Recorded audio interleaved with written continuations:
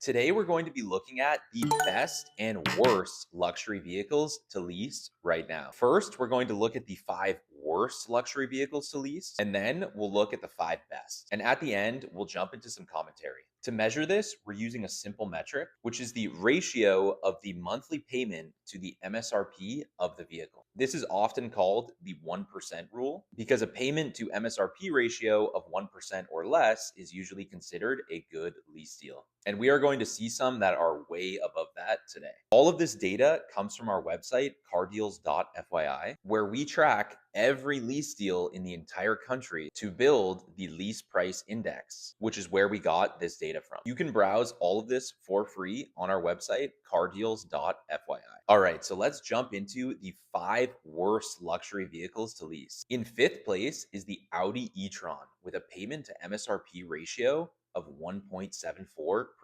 In fourth place is the Land Rover Discovery with a ratio of 1.74%. In third place is the Land Rover Range Rover Evoque with a ratio of 1.81%. In second place is the Land Rover Range Rover with a ratio of 1.91%. And in first place, the worst luxury lease deal in the entire country right now is the Mercedes-Benz G-Class with a payment to MSRP ratio of 1.92%. So now that we've looked at the five worst deals, let's jump into the five luxury vehicles with the best lease offers available right now. In fifth place is the Acura MDX with a payment to MSRP ratio of 1.02%.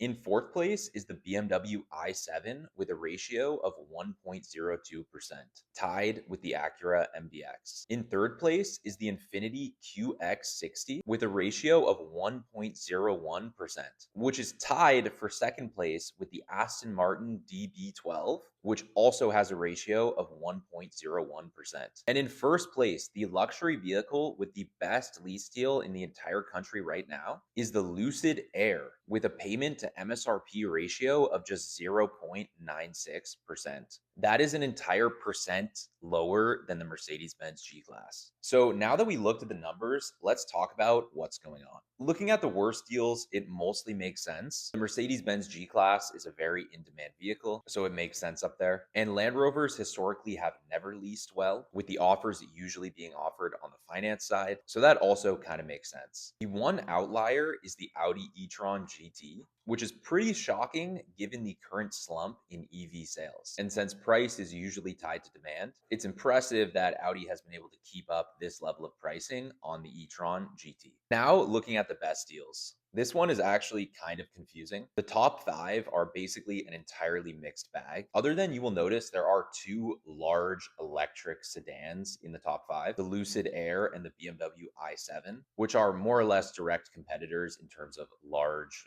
luxury electric sedans. And that makes sense given the slump in EV demand. The Aston Martin DB12 is somewhat shocking, but it makes sense given that the DB12 is an older model for Aston Martin, and they have several other competing models like the Vantage and the new Vanquish. Other than that, I guess you could say the Infiniti and the Acura both fall into the category of luxury SUVs, but from supposed tier 2 manufacturers, which have a harder time competing with other manufacturers like Lexus or Mercedes. So that could explain why they are discounting these vehicles. And that's all for today, folks. If you made it this far, thank you for watching. And again, you can see all of this data and more on our website, cardeals.fyi.